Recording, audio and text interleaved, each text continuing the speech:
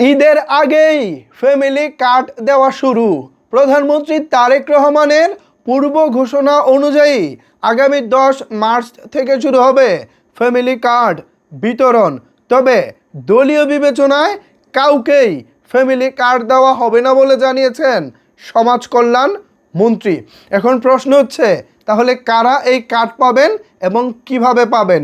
এ বিষয় নিয়ে আজকে সমাজ কল্যাণ মন্ত্রী কথা বলেছেন গণমাধ্যমের সাথে। আর এ বিষয় নিয়ে নিউজ করেছে যমুনা টেলিভিশন। যথারীতি আপনারা এখানে যমুনা টেলিভিশনের নিউজ কার্ডটি দেখতে পাচ্ছেন।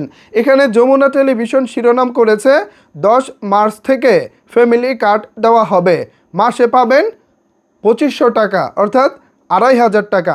মূল খবরে বলা হচ্ছে, আগামী 10 মার্চ থেকে ফ্যামিলি কার্ড বিতরণ কার্যক্রম শুরু করবে সরকার। শুরুতেই 14 উপজেলায় দেওয়া হবে এই কার্ড, যার মাধ্যমে গৃহকর্মীদের প্রতি মাসে 2500 টাকা করে আর্থিক সহযোগিতা দেওয়া হবে। প্রধানমন্ত্রী তারেক রহমানের সভাপতিত্বে ফ্যামিলি কার্ড বিষয়ক সভায় এসব সিদ্ধান্ত চূড়ান্ত হয়েছে। মঙ্গলবার 24 ফেব্রুয়ারি দুপুরে সচিবালয়ে মন্ত্রিপরিষদ বিভাগে প্রধানমন্ত্রীর সঙ্গে বৈঠক করে 15 সদস্যের ফ্যামিলি কার্ড সংক্রান্ত কমিটি। বৈঠক শেষে সমাজ কল্যাণমন্ত্রী আবু জাফর মোহাম্মদ জাহিদ হোসেন এসব তথ্য জানিয়েছেন। সমাজ কল্যাণমন্ত্রী বলেন, ফ্যামিলি কার্ডের পাইলট প্রকল্প চলবে 4 মাস। এরপর সারা দেশে এই কার্যক্রম শুরু হবে। রাজনৈতিক বিবেচনায় না নিয়ে একটি ওয়ার্ডে উপযুক্ত সকলকেই ফ্যামিলি কার্ড দেওয়া হবে, যা নির্ধারণ করব উপজেলা নির্বাহী কর্মকর্তার নেতৃত্বে গঠিত কমিটি। তিনি আরও বলেন, প্রাথমিকভাবে অর্থ মন্ত্রণালয় থেকে বরাদ্দ দেওয়া হবে। আগামী বছর থেকে বাজেটে ফ্যামিলি কার্ডের বরাদ্দ রাখা হবে। এর আগে প্রধানমন্ত্রী তারেক রহমানের সভাপতিত্বে নিউমোরিং কন্টেইনার টার্মিনাল বিষয়ক অন্য একটি সভা অনুষ্ঠিত হয় সচিবালয়ের মন্ত্রিপরিষদ বিভাগে। এছাড়াও প্রধানমন্ত্রীর সঙ্গে সাক্ষাৎ করেন নবনিযুক্ত 6 সিটি প্রশাসক। এ সময় ক্লিন ও গ্রিন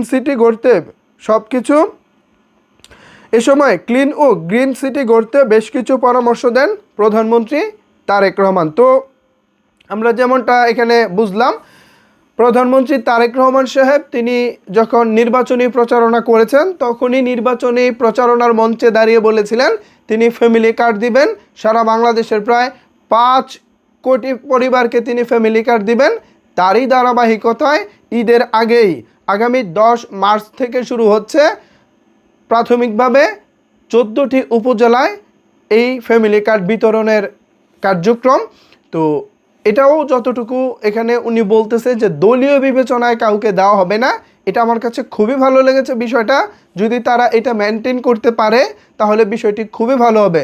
আর যদি দলীয় বিবেচনায় কার্ডগুলো চলে যায়, তাহলে সাধারণ মানুষ যারা এর থেকে সুবিধা পাওয়ার কথা ছিল বা এর থেকে যারা সুবিধা পাবেন এরকম স্বপ্ন দেখেছিলেন, তাদের স্বপ্ন হয়তো বা ধূলিসাৎ হয়ে যাবে।